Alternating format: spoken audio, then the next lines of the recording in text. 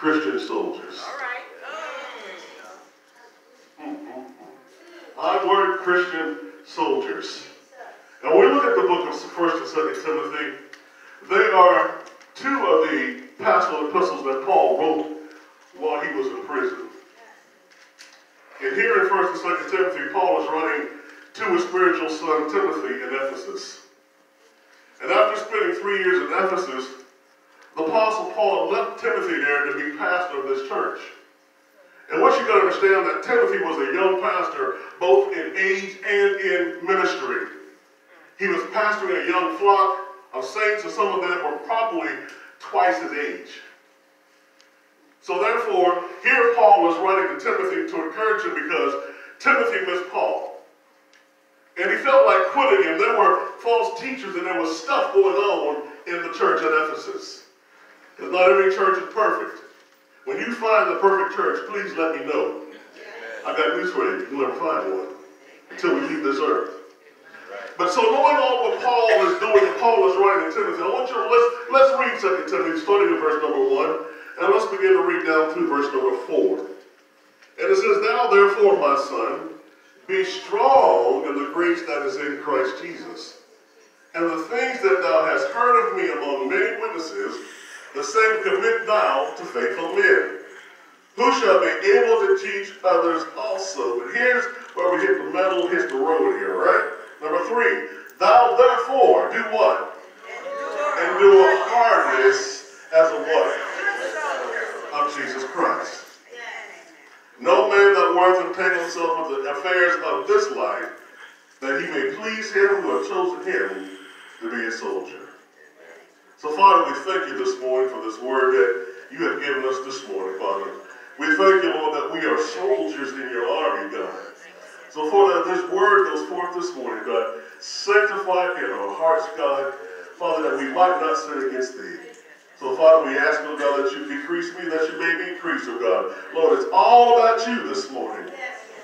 Father, may your word go forth in our hearts. In Jesus' name we pray. Amen. Amen. There was a man that was coming out of church one day, and the pastor pulled him aside as the pastor usually stood at the back door. And he told the man, he said, listen. He shook the man's hand and he said, listen, you need to be in God's army. And the man said, Pastor, I am. I'm in God's army. The pastor said, I only see you on Christmas and New Year's. And the man said, Pastor, I'm in the Secret Service. Thanks to God, here we are, December 30th, 2018. And we're standing face to face with a new year. Amen.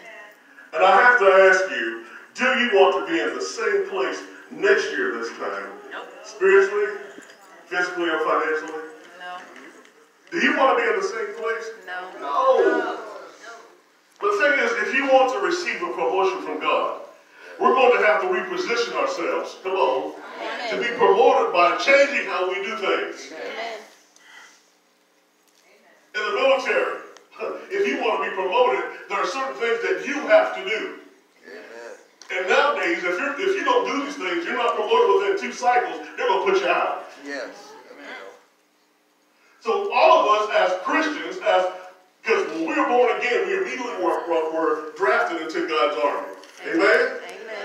And my family, we are in spiritual warfare today. Oh, yes. The devil, the world, the flesh desires are real enemies. And these real enemies are out to destroy our testimony and effectiveness as believers of Jesus Christ. Amen. The enemy will seek to take you out or to make you a prisoner. Amen. He'll take to kill you if he can. Because he comes to steal, to kill, and to destroy. So therefore, we are called to be good soldiers of war. How can you be a good soldier of Jesus Christ? What does it take for us to be good soldiers who are victorious in our spiritual walk? Well, today I'm going to give you 4 points that's going to help you walk this walk. Are you ready? Are you ready? Yes. Number 1, what do you got to do? What does it say? I have to be dedicated. The moment we are born again, we are enlisted in God's army. Do you you know that you have been bought with a price? And your life is not your own as a soldier in God's army. Hello? You don't belong to yourself. Amen. We are called to be good soldiers of Jesus Christ. Praise the Lord. We are enlisted as his soldiers. We are dedicated to his cause. The flag we fly is a flag of heaven. Those around us should have no question about our loyalty as Christians, as our loyalty as soldiers of the gospel of Jesus Christ. But here's where I need. Can I talk to y'all today? Can I really talk to y'all? One tool the enemy uses to get us to not be dedicated is the tool of procrastination. Ooh, praise the Lord. What is procrastination? So, Tony? Oh, y'all ready for this? Procrastination is the act of putting something off until a later time. Yes. Knowing we should be doing it, but still putting it off.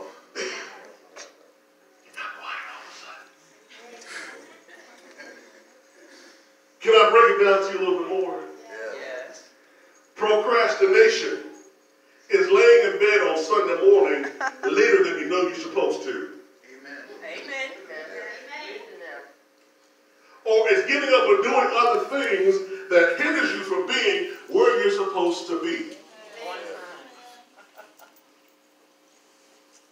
It hinders us from being at church at our post when we're supposed to be there as soldiers of God's army. Because if you're not at your post, the army calls that AWOL. Yep. Absent will not leave. As an usher, as a teacher, as a preacher, as a musician, as a singer, even if I'm just a worshiper, God called me to be at my post when I'm supposed to be there. Amen. That's right. That's right. Let me give you a note. At my house, my wife will tell you, on Sunday morning we have to be here by 9. At 8:30 is a hard and fast rule to be out of the house. And my wife will tell you, if it's 8:31, I ain't having it. Because I know it takes us about 15 minutes to get to church, depending on traffic. Am I right foot? Praise the Lord. But I tried to get out of the house on time so that we can have a leisurely, nice, peaceful ride to church. Well, I'm not aggravated. She's not aggravated with me because I'm fussing. I love to just shut my mouth and let's go. Praise the Lord. But to get to church on time so that we can get ready, because at 9 o'clock, we have a boss or Benjamin that says, we're starting rehearsal. And I can't arrive at 9 to be ready to go at 9. I got to get here a little early to be prepared. I got to be at my post on time or early so that we can go forward in ministry. So it means I cannot procrastinate or lay in bed because there are some Sundays, believe me, I want to stay in bed myself. But the more I sit there and I think about that thing, the more I'm going to talk myself into being late or even not even coming. So I've learned this, you know what? Don't even think about it. Let's get up and let's go. Because David wrote in Psalms 122, I was glad when they said unto me, let us go into the house of the Lord. And when I'm glad about something, it's something I'm going to have energy and excitement about doing. Amen. Amen. Can't wait to get there. Yes. Right.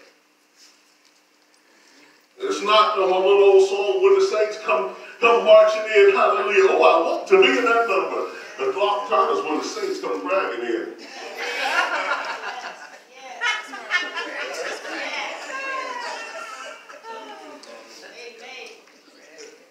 Every Sunday, our Commander-in-Chief has given us orders to be present and accounted for at 10 a.m. Where are his soldiers? The enemy has come to sift us like wheat. The enemy's coming to destroy and to kill and to destroy you. Take your life if he can. Where are his soldiers at? Amen. Amen. If you're not at your post, somebody's in trouble.